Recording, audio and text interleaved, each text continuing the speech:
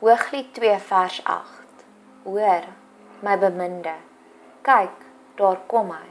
Hy spring oor die berge, hy huppel oor die heuwels. Hierdie versie laat my altyd dink aan die liedjie van Toto, I hear the drums echoing tonight, die liedjie Africa. Elke keer wanneer ek daardie liedjie hoor, wil ek sommer net dadelik 'n kampvuur begin en net na die Afrika geleide luister, in die bos wees, skitterliggie sterre sien en leeu's hoor. Ek glo dit is hier wat die bruid verklaar. Sy probeer 'n antisipasie te ontwerp by haar gehoor. Soos gesien in die vorige versie praat die bruid met ander gelowiges. Skep jy ook so 'n positiewe prentjie van God by ander mense? Skep jy ook so 'n verwagting van wonderlike dinge wat in die mense wegkruip wat rondom jou is? Dit is ook 'n herhaling van wat Jesus gesê het. Johannes 10 vers 27. My skape luister na my stem en ek ken hulle en hulle volg my.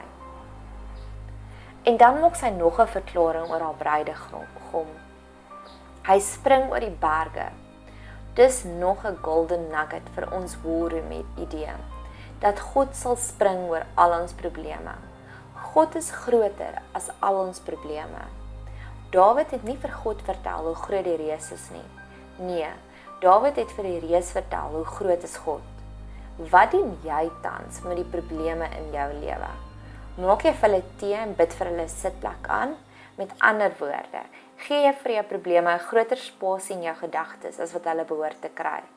Eintlik moet hulle geen spasie kry nie, want die Bybel leer ons om al ons probleme op hom te werp.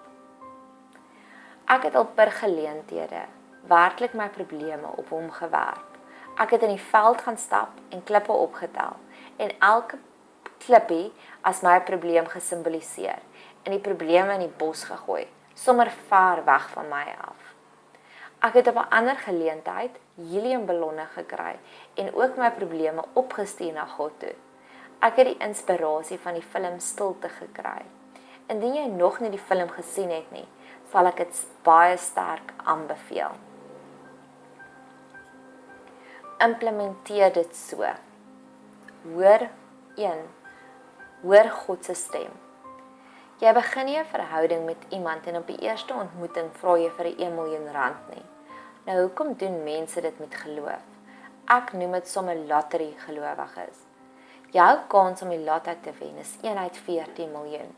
En daar is baie mense daar buite wat 1 keer per jaar bid vir 'n 6 miljoen rand se huis of om met 'n supermodel te trou of om dalk 'n supermodel te word.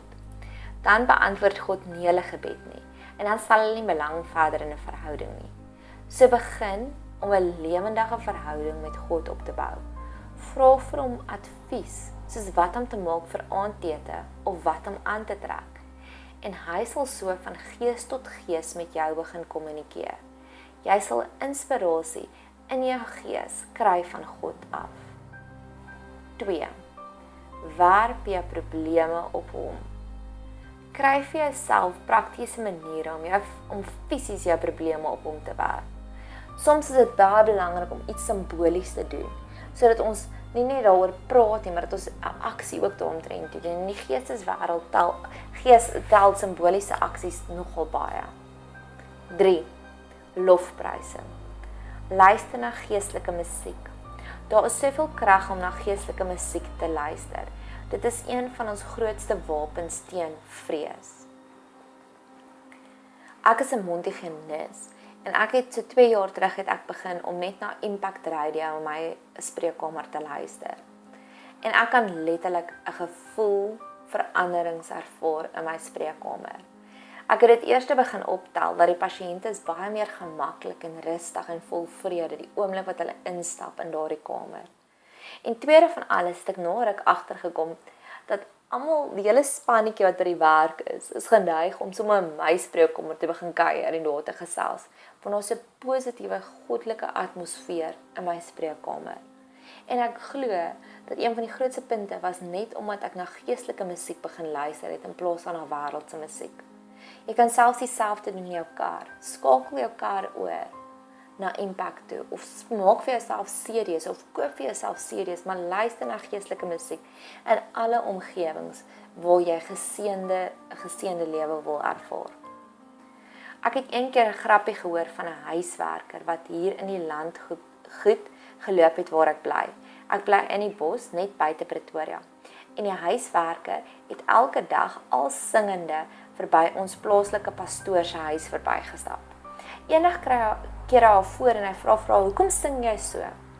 Toe sê sy sing om al die slange weg te hou. En dit maak sin, selfs op 'n geestelike reis.